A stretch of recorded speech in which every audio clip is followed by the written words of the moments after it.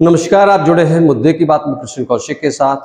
आज हम बात करेंगे भक्ति बनाम नशा। विशुद्ध रूप से ईश्वर के प्रति समर्पण भाव से जो कर्म किया जाता है उसे ईश्वर भक्ति कहा जाता है। लेकिन जब उस भक्ति में नशा आ जाए तो वह भक्ति भक्ति न रहकर विशुद्ध रूप से विलासिता बन जाती है। जी हाँ, हम बात कर रहे हैं कांवड़ यात्रा की। हम यह रिपोर्ट अपने निजी अनुभव के आधार पर आपके साथ साझा कर रहे हैं, क्योंकि हम भी इस कांवड़ यात्रा का हिस्सा रहे। मैं अपनी पत्नी संग हरिद्वार से पैदल कांवड़ से गंगा जल लेकर आया और 16 जुलाई को अपने पैतृक गांव मांदकौल के अलौकिक शिवलिंग पर गंगा जल चढ़ाकर भोले शंकर का जलाभिषेक किया। हमारी तरह करोड़ों से भक्तों ने महाशिवरात्रि के अवसर पर हरिद्वार से कांवड़ से गंगा जल लाकर अपने अपने क्षेत्र में शिवलिंग पर चढ़ाया। 6 जुलाई से 16 जुलाई तक आस्था का हजूम सड़कों पर था। यह कांवड़ यात्रा कितनी पवित्र मानी जाती है, इसका अंदाजा इसी बात से लगाया जा सकता है कि स्वयं उत्तर प्रदेश के मुख्यमंत्री योगी आदित्यनाथ ने हरिद्वार के हर की पौड़ी पर हेलीकॉप्टर से कांवड़ियों के ऊपर पुष्प वर्षा करके कांवड़ियों का स्वागत किया। चारों तरफ बम बम बोले के नारे गूंज रहे थे। चाहे बच्चे हो, बूढ़े हो, जवान हो या फिर नर हो या नारी हो, सड़क पर कांवड़ियों को मिलते ही हर किसी के मुख से एक ही बात निकलती थी कि जय भोले की। जगह जगह शिविर लगे हुए थे तथा शिविर लगाने वाले लोग कांवड़ियों से अपने शिविरों में प्रसाद ग्रहण करने व विश्राम करने का आग्रह करते हुए देखे गए।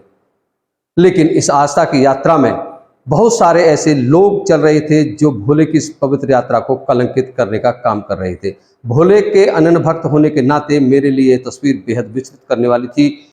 इस पवित्र यात्रा में कम से कम 80% लोग ऐसे होंगे जो सिर्फ और सिर्फ नशा के लिए इस यात्रा में थे।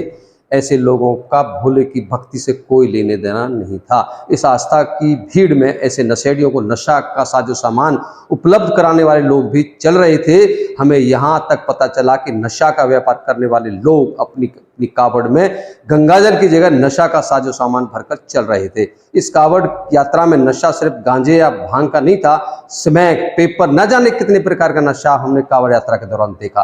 कांवड़ियों के आराम करने के बने शिविरों में हर दूसरा व्यक्ति नशा करता देखा जाना आम बात थी। इतना ही नहीं कि हमने कांवड़ियों के पास से चाकू जैसे हथियार भी देखे। कांवड़ियों की भीड़ में शामिल इस तरह के लोग मौका पाते ही कांवड़ियों के मोबाइल में पैसा पर हाथ साफ कर जाते। कांवड़ यात्रा के दौरान कांवड़ियों के आराम का एकमात्र ठिकाना यही शिविर ही होते हैं। अब आप समझ सकते हो कि मैंने अपनी पत्नी के साथ इन शिविरों में रात कैसे गुजारी होंगी। यूँ समझ लीजिए, हमने अपनी कांवड़ यात्रा के अधिकतर रातें जाग कर गुजारी। एक कांवड़िया ने बताया कि यात्रा के दौरान कांवड़ियों को के प्रति श्रद्धा भाव रखने वाले व्यक्ति ने अपना घर कांवड़ियों के लिए खोल दिया, लेकिन उस घर में ठहरने वाले इन फर्जी कांवड़िए उसके घर से बलवर टूटी चोरी करके ले गए। अब आप समझिए उस इंसान की इन कांवड़ियों के प्रति क्या भावना धारणा बनी होगी। ऐसे फर्जी लोगों के दुराचरण के चलते सच्चे कांवड़ियों की साख पर भट्टा लगता है। हर सच्चा कांवड़िया ऐसे लोगों से परेशान नजर आया। जब हमने भोले की भक्ति से ओतप्रोत कांवड़ियों से बात की तो उनका यही कहना था कि सरकार को इस कांवड़ यात्रा के लिए नियम कायदे कानून बनाने चाहिए। हमने इस दौरान कांवड़ियों से बात की तो उन्होंने क्या कहा, आइए आपको सुनवाते हैं। भोले जी, मैं पन्नालाल वशिष्ठ, गांव बघौला, डिस्ट्रिक्ट पलवल, हरियाणा से हूँ। तो आप कब से कांवड़ ला रहे हैं? मैं 1998 से मैंने इसकी शुरुआत करी थी। एक बात बताइए, मैंने भी कांवड़ यात्रा इस बार की है और मेरा एक अनुभव रहा है ऐसा कि मैंने ये महसूस किया करीब 80%, 85%, 90% तक लोग ऐसे कांवड़ यात्रा में मेरा अपना आकलन रहा। नशा सिर्फ नशा है कि वो इस कांवड़ यात्रा में उनका उद्देश्य लगा मेरे को ऐसा है कि सिर्फ उनका उद्देश्य यहाँ नशा करना है और नशा बेचना है। उनका मेन उद्देश्य ही इसमें, बिल्कुल आप सही कह रहे हैं, 85% से अब वो आपको निकलेंगे ऐसे केस कि जो केवल नशे के लिए ही आते हैं, नशे का उनका व्यापार चलाते हैं।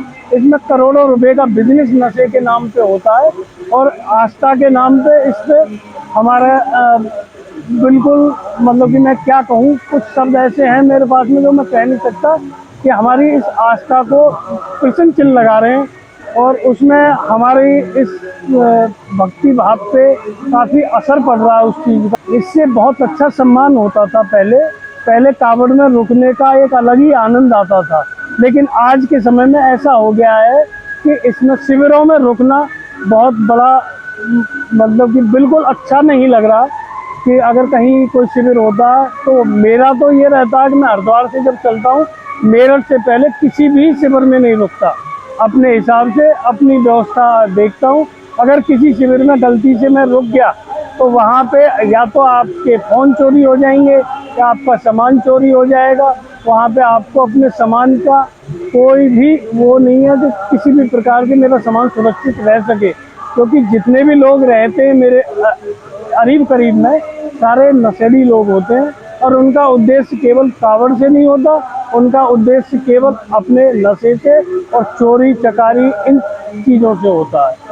मैंने और लोगों के पास चाकू जैसे हथियार भी देखे, काफ़ी लोग अपराधी किस्म के लोग। बिल्कुल अपराधिक किस्म के ही मैक्सिमम लोग इसमें सफ़र करते हैं, जो कि ना मेरे प्रशासन की इज्जत करते हैं ना मेरे जो सेवादार हैं उन लोगों की इज्जत करते हैं। इस पे हमारी गवर्नमेंट को कोई अच्छा सा सॉल्यूशन निकालना चाहिए जो इसको हम कंट्रोल कर सकें, अन्यथा आने वाले दिनों में इस यात्रा का और इस हमारे पवित्र त्योहार का बहुत अपमानित समय आएगा।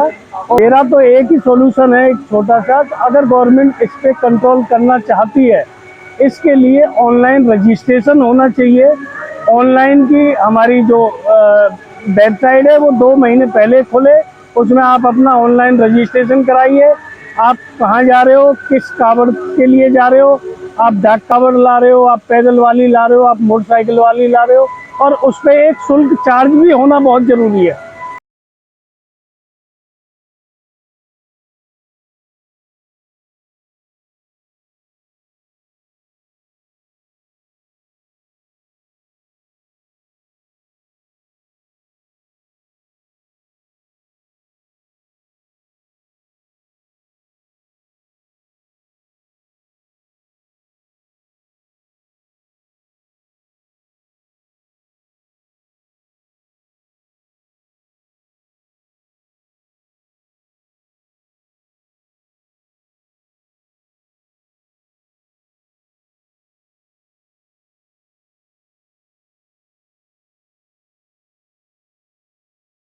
अब मैंने देखा बहुत सारे लोग सेवा कर रहे हैं, बहुत अच्छा वो जगह अच्छी बंदोबस्त करा गया है, पर कुछ लोग हमारे साथ भोले ऐसे हैं कि जो आ रहे हैं और उत्पाती कह सकते हो ना, उत्पाती, और बहुत सारा लोग अपने घरों में पनाह दे रहे हैं, हमें रास्ते में रोक रहे हैं और फिर उनके साथ रहकर भी वो लोग अंदर रहते हैं घरों की कुंडी लगा के। और उनके क्या वाकया हुआ, किस वाकये की जिक्र कर रहे हैं? हम रात में 9:30 बज गए थे, हमें कहाँ की बात थी, भोले की झाल की बात थी, और हम वहाँ पे रुके थे इस शिविर में।